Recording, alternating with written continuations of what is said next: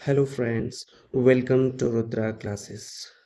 आज के marathon series में हम पीबी शैली के 100 इम्पोर्टेंट वन लाइनर को कवर करेंगे, जो कि आपके सभी स्टेट में हो रहे टीजीटी पीजीटी एग्जाम्स में आए हुए क्वेश्चंस का कंपाइलेशन होगा और कुछ बोनस वन लाइनर भी रहेंगे।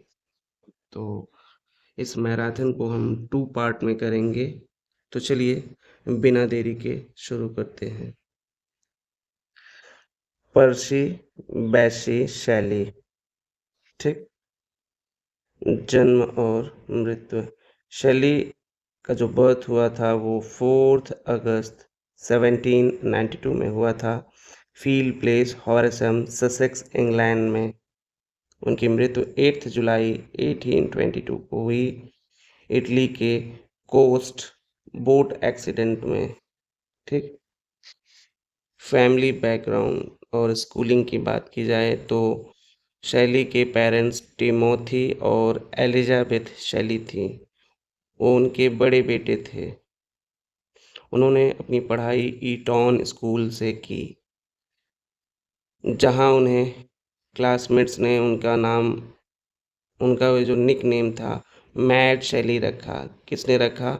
उनके जो क्लासमेट थे पीबी शैली के। शैली को ऑक्सफोर्ड यूनिवर्सिटी से 1811 में एक्सपेल कर दिया गया। क्यों कर दिया? रीज़न क्या था? एक पैम्फलेट लिखा था उन्होंने, दी नेसेसिटी ऑफ एथीज्म। ये उस समय बहुत कंट्रोवर्शियल बना। ठीक। तो उसके बाद उन्हें एक्सपेल कर दिया गया था कॉलेज से। Love and marriage. इनकी पहली शादी जो हुई थी हैरियट से हुई थी, हैरियट वेस्टब्रुक से। लेकिन 1816 में उन्होंने आत्महत्या कर ली। किसने? हैरियट वेस्टब्रुक ने। इसके बाद सैली कुछ समय तक ली हंट के साथ हैम्पस्टेड में बिताया। फिर 1816 में उन्होंने मैरी गॉडविन से शादी की। ठीक। 1816 में ही। ठीक। उन्होंने यहाँ आत्महत्या की और वो 1816 में ही ले हंट के साथ कुछ समय बिताने के बाद फिर से उन्होंने मैरी गॉडविन से की थी शादी, जो कि फिलोसोफर विलियम गॉडविन की बेटी थी। ठीक। Mary Godwin. Tragic death at sea. Shelley की मृत्यु उस समय हुई थी जब वो एक बोट से बे ऑफ स्पीजिया पार कर रहे थे। बोट का नाम क्या था? एरियल था। उनके क्रीमेशन में शामिल हुए थे बायरन, ले हंट और ये ट्रिलॉनी थे। ये भी शामिल हुए थे। शैली के फेमस वर्क्स। ठीक। Queen Mab 1813, Alastor 1816, the revolt of Islam 1818, Julian and Maddalo 1818। ठीक। The Cenci a tragedy. इसको आप सेंसी भी कह सकते हैं, लेकिन एक्चुअल प्रोनाउंसिएशन इसका चेंची है। बाकी यहाँ प्रोनाउंसिएशन का टेस्ट नहीं है। खुद को इम्प्रूव करना ज़रूरी है, फिर भी आप फैक्ट याद करिए, एग्ज़ाम में अपीयर करिए, क्वालिफाई करिए। द चैंची अ ट्रेजिडी, बाकी इम्प्रूव खुद को करते रहिए। The witch of Atlas 1820, Prometheus unbound a lyrical drama 1818 से 1820, defence of poetry 1821, Hellas 1821 published in 1822,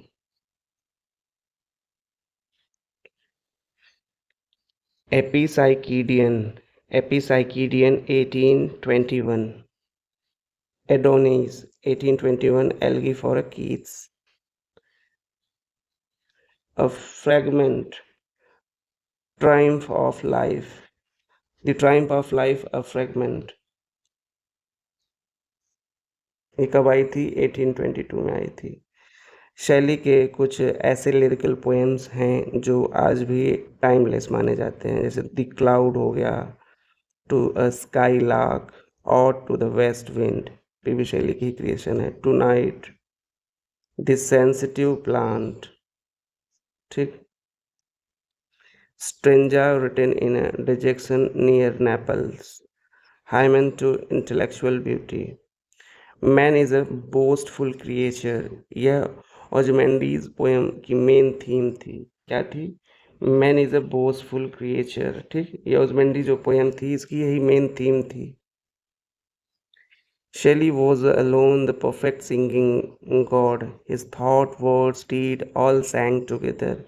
ये कमेंट स्वाइनबर्न का है, जो शैली की एक बहुआयामी प्रतिभा की तारीफ करता है, ठीक। द रिवोल्ट ऑफ इस्लाम कितने कैंटोज में है? 12 कैंटोज में है। द चैंची में कितने एक्ट्स हैं? 5 एक्ट्स हैं। ओडिपस ट्रायनस की एक्ट्स की संख्या 2 एक्ट्स हैं। द सेंसिटिव प्लांट कितने भाग में है? ये 3 पार्ट्स में है। द चैंची किस प्रकार की रचना है? यह एक ट्रेजेडी है। प्रोमेथस अनबाउंड की इंस्पिरेशन कहाँ से मिली थी? ये ग्रीक प्लेराइट, ये जो ग्रीक प्लेराइट थे, फादर ऑफ ट्रेजेडी थे, एस्किलस। एस्किलस के प्ले जो थे वो प्रोमेथस अनबाउंड से थे, ठीक। प्रोमेथस अनबाउंड की इंस्पिरेशन कहाँ से मिली? एक ग्रीक प्लेराइट एस्किलस के प्ले प्रोमेथस अनबाउंड से। प्रोमेथस अनबाउंड में कितने एक्ट्स हैं? 4 एक्ट्स हैं, ठीक। प्रोमेथस अनबाउंड में कितने एक्ट हैं? 4 एक्ट्स हैं। I have dipped my pen in a consuming fire for his destroyers।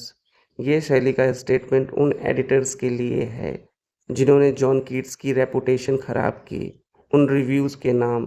The quarterly review Blackwood magazine के लिए इस शैली ने कहा था, I have dipped my pain in a consuming fire for his destroyers, ठीक। ये शैली की स्टेटमेंट उन एडिटर्स के लिए थी जिन्होंने कीट्स की रेपुटेशन खराब की, और उन रिव्यूज़ के नाम थी जैसे द क्वार्टरली रिव्यू और ब्लैकवुड मैगजीन। ओडिपस ओडिपस ट्रायनस की सेटिंग जो है ग्रीक शहर के थेबस जगह पे हुई थी, मतलब थी। शैली की एरियल टू मिरांडा किस शेक्सपियर प्ले से इंस्पायर्ड है? द टेम्पेस्ट से, ठीक। शैली की एरियल टू मिरांडा जो है किस शेक्सपियर के प्ले से इंस्पायर्ड थी? ये द टेम्पेस्ट से इंस्पिरेशन मिली थी इनको। शैली पर सबसे ज़्यादा प्रभाव किसका था? गॉडविन की पॉलिटिकल जस्टिस का। गॉडविन की पॉलिटिकल जस्टिस का शैली पर ज़्यादा प्रभाव था। मास्क्यू ऑफ अनार्की किस प्रकार की रचना है? यह एक सटायर है। मास्क्यू ऑफ अनार्की जो है एनार्ची, ठीक। मास्क्यू ऑफ एनार्ची किस प्रकार की रचना है? यह एक सटायर थी। कौन सी पोएम ऑटोबायोग्राफिकल है? एल्स्टर। एल्स्टर एक ऑटोबायोग्राफिकल पोएम है, ठीक। Narrative poem mystery and suspense वाली कौन सी थी? The witch of Atlas. सबसे महत्वपूर्ण साल कौन सा था शैली के लिए? 1816 का। एल्स्टर पब्लिकेशन और हैरियट की मौत और मैरी गॉडविन से शादी, ठीक। बहुत चेंजेस आए इस 1816 में।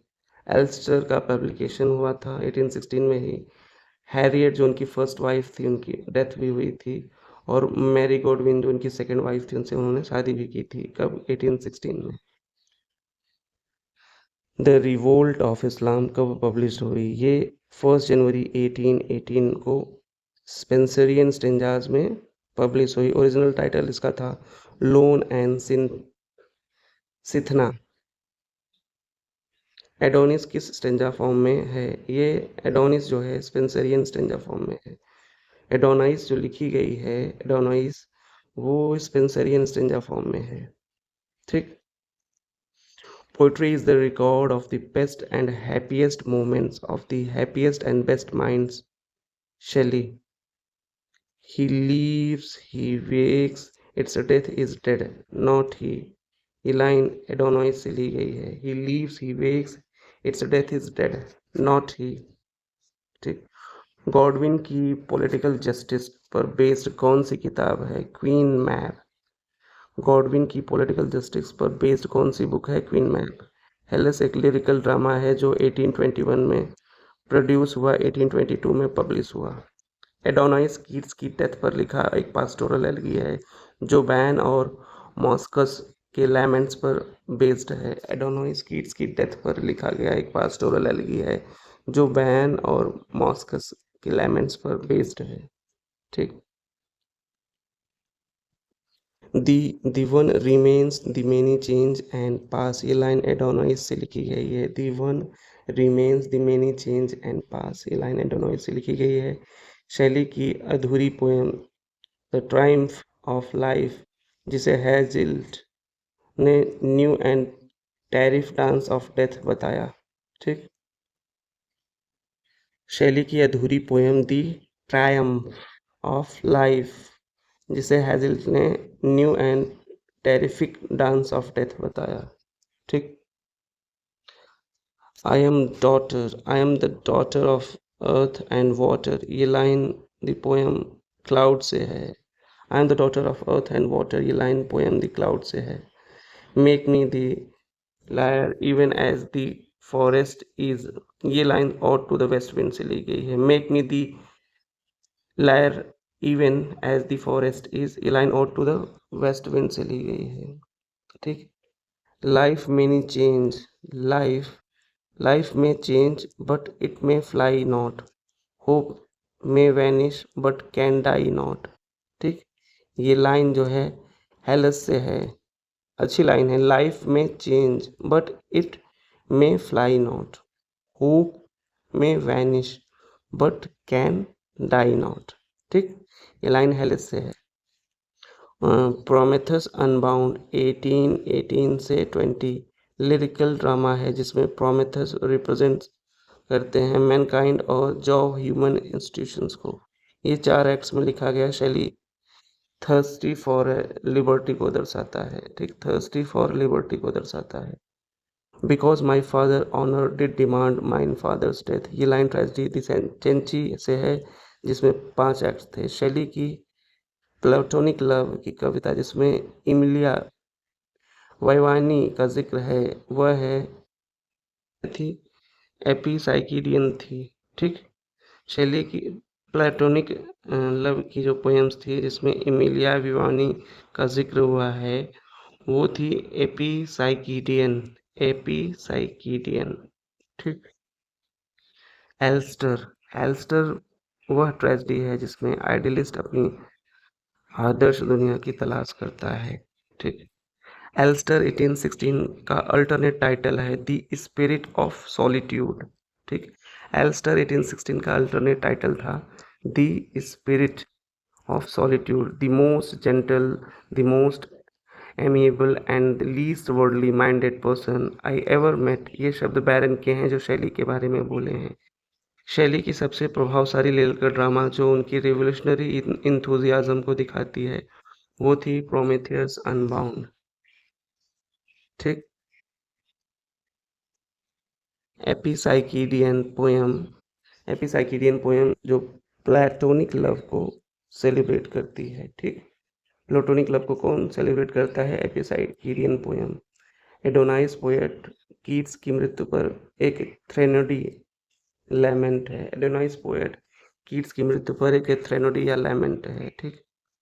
Wordsworth found, Wordsworth Wordsworth found and Shelley lost himself in nature. ठीक। ये कमेंट लॉन्ग का है। ठीक। कि Wordsworth found and Shelley lost himself in nature, Long का है। Nothing of him that doth fade but doth suffer a sea change into something rich and strange, ये lines किसकी है? किसकी कबर पर द टेम्पेस्ट से इंस्क्राइब थी? शेली के ग्रेव पर। ठीक है। कहाँ से ली गई थी? द टेम्पेस्ट से ही। कि nothing of him death that doth fade but doth suffer a sea change into something rich and strange. ठीक। ग्रीक शब्द एल्स्टर का मतलब है वेंजफुल डीमोन, डीमन जो विक्टिम को डेजर्ट प्लेसेस भटकता है। ठीक। भटकाता है। हाँ। ग्रीक शब्द जो है एल्स्टर का मतलब है एक वेंजफुल डीमन जो विक्टिम को डेजर्ट प्लेसेस में भटकाता है। ठीक। द ट्रायम्फ ऑफ लाइफ शैली की एक अनफिनिश्ड पोयम है। ठीक। द ट्रायम्फ ऑफ लाइफ जो है शैली की एक अनफिनिश्ड पोयम है। ठीक। शैली is a beautiful and ineffectual angel beating in the vivid his luminous wings in a vein। आपको प्रोनाउंसिएशन में थोड़े बहुत फ़र्क आएंगे, लेकिन फैक्ट्स में कोई कॉम्प्रोमाइज़ नहीं किया गया है। बाकी यूपी ईस्ट के लोगों का थोड़ा सा प्रोनाउंसिएशन जो छोटे गांव से होके आते हैं वीक रहता है। कोशिश करेंगे हम इम्प्रूव करने की। Shelley is a beautiful and ineffectual angel beating in the vivid his luminous wings in a vein। ये कमेंट है मैथ्यू नॉल का। Poem is the image of life expressed in a eternal truth। Poetry is the expression of the imagination। ये दोनों statement है शैली का ये दोनों स्टेटमेंट है। ठीक। कि poem is the image of life expressed in eternal truth। Poetry is the expression of the imagination. ये दोनों स्टेटमेंट जो हैं शैली ने दिए हैं। ठीक। Imagination is the great instrument of a moral good. A man to be greatly good must imagine intensely and comprehensively. ठीक। ये भी शैली का ही स्टेटमेंट था कि imagination is the great instrument of a moral good. ठीक। A man to be greatly good must imagine intensely and comprehensively। ठीक। Poetry is indeed something divine। It is at once the center and circumference of knowledge। किसने कही है? ये शैली ने कही है। Poetry is that from which all spring and that which adores all। Poetry redeems from decay the visitations to the dignity of man। Poetry is that from which all is spring and that which adorns all। Poetry redeems from decay the visitations to the dignity of man। ये दोनों quotes जो हैं शैली के हैं। Poets are the mirrors of gigantic shadows which futurity cast upon the present। Poets are the unacknowledged and legislature of the world। ठीक। Poets are the mirrors of gigantic shadows which futurity cast upon the present and poets are the acknowledged legislature of the world. ये powerful statement जो है शैली का है। किसने कहा कि डिफेंस ऑफ पोइट्री इंग्लिश भाषा में सबसे प्रोफाउंड ऐसे है? हर्बर्ट रीड ने। ठीक। किसने कहा था कि डिफेंस ऑफ पोइट्री इंग्लिश भाषा की सबसे प्रोफाउंड ऐसे है? हर्बर्ट रीड ने। शैली ने अ डिफेंस ऑफ पोइट्री क्यों लिखा? यह रिप्लाई था क्रिटिसिज्म का जो थॉमस लव पीकॉक ने पोइट्री पर किया था। वह अपनी किताब थी 4 एजेस ऑफ पोइट्री में। ठीक। The poet is a semi barbarian in a civilised community. ठीक। ये लाइन लव पीकॉक की है। The poet is a semi barbarian in a civilised community. Love Peacock की लाइन है ये। शैली की द डिफेंस पर प्लेटो और सिडनी की एपोलॉजी का प्रभाव दिखता है। The poet participates in the eternal, the infinite, and the one as far as it relates to his conceptions, time, place, and numbers do not। ये विचार शैली ने दिए। Two performers of equal skill will produce unequal effects from a guitar and a harp। ये कथन शैली का है। Poetry is ever accompanied with a pleasure, all spirits on which it falls upon themselves to receive the wisdom which is mingled with its delight. ये line Shelley की है. A poet is a nightingale who sits in a darkness and sings to cheer its own solitude with a sweet sound. ये beautiful metaphor जो है शैली का है, ठीक है, कि अ पोएट इज अ नाइटिंगेल. ठीक, सीधे नाइटिंगेल कह दे रहे हैं, तो ये मेटाफर ही हुआ. A poet is a nightingale who sits in a darkness and sings to cheer its own solitude with a sweet sound. ये ब्यूटीफुल मेटाफर किसका है? शैली का है. The ideas of Shelley seems to me always to be ideas of adolescence, as there is every reason why this should be. ये comment T S Eliot का है. क्या था कमेंट ये टी एस एलियट का? The ideas of Shelley seems to me always to be ideas of adolescence. ठीक, as there is every reason why they should be. a comment किसने दिया था? इसने टी एस एलियट ने दिया. To suffer, to suffer woes which hope things infinite. ये inspiring line Shelley की किस कविता से है? प्रोमेथस अनबाउंड से है. Life like a dome of many coloured glass. ये मेटाफोर वाली लाइन शैली ने किस एलेगी में जो कीट्स के लिए लिखी थी? वो एडोनाइस थी. ठीक, लाइफ ये मेटाफर नहीं, ये तो सिमिली लग रहा है कि life like a dome of many coloured glass. ये सिमिली है, ये मेटाफर कहाँ है यार? Life like a dome of many coloured glass, ये सिमिली है वाली लाइन शैली ने किस एलगी लिखी जो किड्स के लिए थी? Adonais. Hail to the blithe spirit and bird thou never wert. ये लिरिकल ओपनिंग शैली की किस रोमांटिक पोएम से है? टू स्काईलार्क से है. Hail to the blithe spirit bird thou never wert. ये लिरिकल ओपनिंग शैली की किस रोमांटिक पोएम से है? टू स्काईलार्क से है. ठीक, शैली को ऑक्सफोर्ड यूनिवर्सिटी से किस रीजन से निकाला गया था? वही द नेसेसिटी ऑफ एथिज्म जो पैम्पलेट उन्होंने लिखा था. If winter comes can spring be far behind. ये एक आशावादी पंक्ति है. शैली ने किस ऑड के में मिलती है? और to the west wind. If winter comes, जब विंटर आता है, can spring be far behind. ठीक, कौन सी शैली की पोयम में terza rima a b c T C वाली रिदम स्कीम? पहले नहीं, पहले इस पे देख लेते. If winter comes can spring be far behind. सर्दी आई है तो बाहर भी आएगी. ठीक, मतलब दुख के बाद सुख भी आएगा. If winter comes can spring be far behind. कौन सी शैली की poem terza rima C T C वाली राइम स्कीम है? और to the west wind.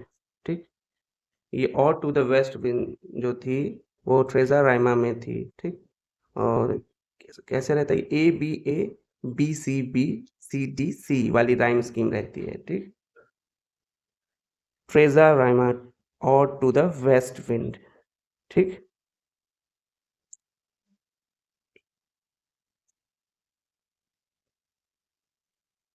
Teach me half the gladness that thy brain must know. ये soulful line Shelley ने किससे कही? टू स्काईलार्क में. ये सोलफुल लाइन जो है शैली ने किससे कही थी या किसमें कही थी? टू स्काईलार्क में कही थी. Poem Julian and Maddalo. Poem Julian and Maddalo जो है, जूलियन और काउंट मैडलो की बातचीत दरअसल किन दो हिस्टोरिकल फिगर्स को रिप्रेजेंट करती है? जूलियन शैली को, मैडलो बैरन को. ठीक, पोएम जूलियन एंड मैडलो में जूलियन काउंट मैडलो की बातचीत दरअसल किन दो हिस्टोरिकल फिगर्स को रिप्रेजेंट करती है? जूलियन शैली को करता है, मैडलो बैरन को. ठीक, शैली की द मास्क ऑफ अनार्की किस हिस्टोरिकल घटना पर बेस्ड एक प्रोटेस्ट पोएम थी? ये थी पीटरलू मास्क मास्करे. ठीक, ब्लड शेड हुआ था पीटरलू मास्करे. कुछ क्रिटिक्स उन्हें इनफैक्चुअल मानते हैं, लेकिन ब्लेक के साथ शेली को माना जाता है कि वो पोएट एज ए प्रोफेट का सबसे करीब एग्जाम्पल है। इनफैक्ट लाइफ में शेली ने ब्लेक से ज़्यादा सफ़र किया है। कुछ क्रिटिक्स उन्हें इनइफेक्चुअल मानते हैं, लेकिन ब्लेक के साथ-साथ शेली को माना जाता है पोएट एज अ प्रोफेट का सबसे करीब एग्जाम्पल। इनफैक्ट लाइफ में शेली ने ब्लेक से ज़्यादा सफ़र किया था।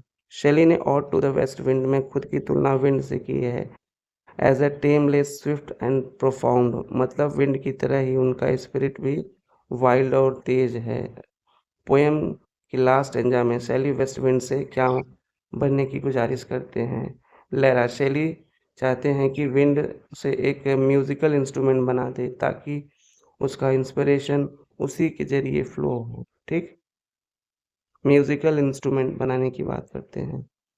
As driven like a ghost from an enchanter feeling, इस लाइन में शेली किस कंपेयर करता है घोस्ट से? डेड लीव्स की। ठीक, पत्तियां ऑटम में ऐसे उड़ती हैं जैसे किसी मैजिशियन के डर से भूत भागता है। मैन ऑफ इंग्लैंड वाली पोएम में शेली किन्हें टारगेट करता है? शेली ये लाइंस उसकी political poem song man of England से, जहां वो मजदूरों से पूछता है why do you work for the lords who crush you. ठीक। एडोनाइस एल्गी शेली ने किस पोएट की डेथ पर लिखी थी? ये जॉन कीट्स। इस एक्सपीरियंस स्टेंजा में लिखी गई एल्गी है जिसमें शेली ने कीट्स की मौत का शोक जताया। शेली की ode to the west wind में कुल कितने स्टेंजा है? 5 स्टेंजास हैं।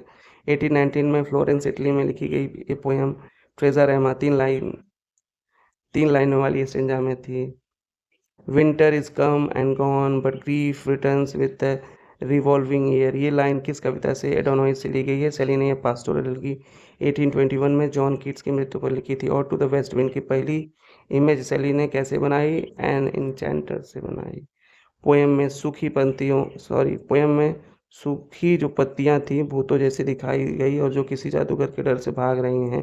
शेली ने अपने वर्ड्स में वेस्ट विंड से क्या मांगता है? Be a trumpet of prophecy, मतलब वो चाहता है कि वेस्ट विंड की भविष्यवाणी में सुर बने वो। शैली के अनुसार वेस्ट विंड किसका ब्रीद है? एटमन का है। वेस्ट विंड एटमन की सांस बताया गया है जो स्प्रिंग की बहन मानी जाती है। O wind, if winter comes can spring be far behind. ठीक, दुख के बाद सुख भी आते हैं, ये लाइन का एक मतलब है। Our sweetest songs are those that tell of our saddest thought, ये लाइन शैली की कविता टू स्काई लार्क से ली गई है। Our sweetest songs are those that tell of our saddest thoughts, ये लाइन शैली की कविता टू स्काई लार्क से ली गई है।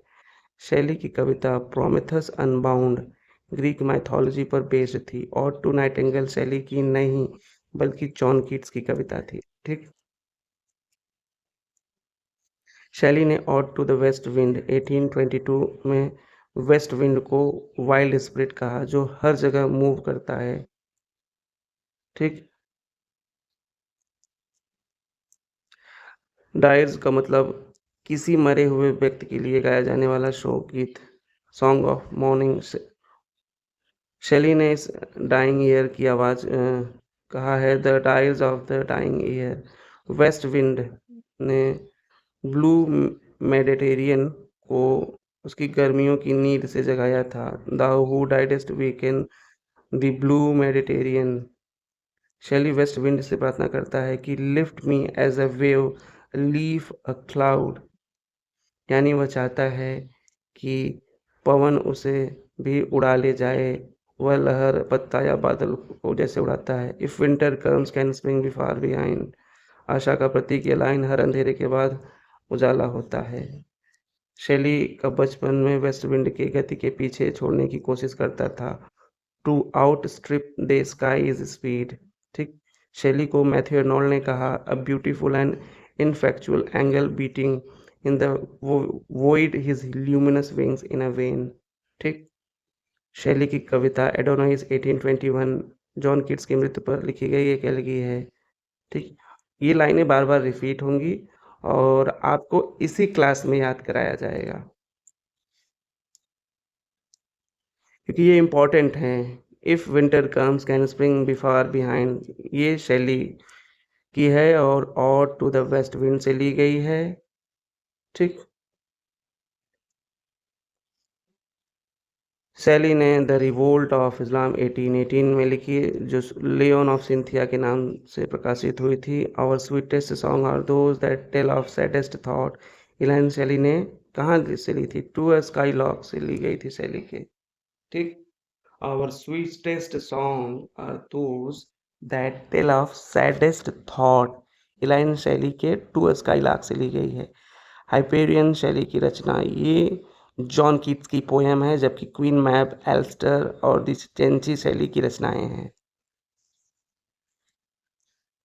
शैली की एडोनाइज 1821 में आई थी। अब तो आपको याद ही होगा कि एडोनाइज कब आई थी, 1821 में आई थी। और यह एक एलगी है जो जॉन कीट्स की मृत्यु पर लिखी गई थी। ठीक। स्वाइनबर्न ने शैली को क्या कहा था? He was alone the perfect singing God. ठीक। द नेसेसिटी ऑफ एथिज्म कब आई थी? 1811 में आई थी। शैली ने लिखा था इस वजह से कि ऑक्सफोर्ड यूनिवर्सिटी से तब निकाला गया था। सॉरी, हाँ, जब उन्होंने द नेसेसिटी ऑफ एथिज्म 1811 में लिखा शैली ने, और यही एक कारण था जब तब उन्हें ऑक्सफोर्ड यूनिवर्सिटी से एक्सपेल कर दिया गया था, निकाल दिया गया था। एडोनाइस शैली द्वारा कीट्स की मृत्यु पर लिखी गई एक एलगी है। ठीक। एडोनोइस कीट्स की मृत्यु पर लिखी गई एक एलगी है। Poets are the acknowledged and legislators the world, ये शैली अपनी प्रसिद्ध essay a defence of poetry 1821 में लिखा था। ऑक्सफोर्ड में शैली ने अपने pamphlet the necessity of atheism लिखा था, और डेविड ह्यूम की फिलॉसफी से जो कि वो इंस्पायर थे। ठीक। ऑक्सफोर्ड में शैली ने जो पैम्पलेट लिखा था, कब लिखा था? 1811 में। ठीक। द नेसेसिटी ऑफ एथिज्म जो लिखा था वह डेविड ह्यूम की फिलॉसफी से इंस्पायर था। शैली ने अपनी बेस्ट पोइट्री इटली के पिसा शहर में रहकर लिखी थी।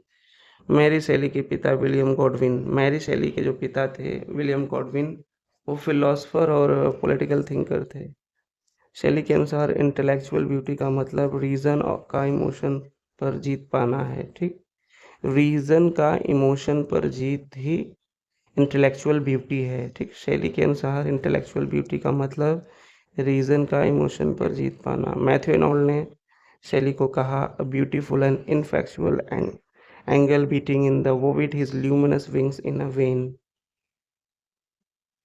ठीक। मैथ्यू एनोल्ड ने कहा था शैली को।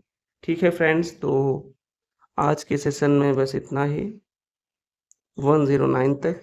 बाकी लगभग 200 क्वेश्चंस इसमें अभी ऐड करेंगे, नए नए कुछ क्वेश्चंस जो एग्ज़ाम्स अदर स्टेट के एग्ज़ाम्स में आए हुए हैं। फिर इस सीरीज़ को और कंटिन्यू किया जाएगा। ठीक है फ्रेंड्स, थैंक यू। मिलते हैं नेक्स्ट सेशन में, यानी पीबी शैली के सेकंड पार्ट में। Thank you friends.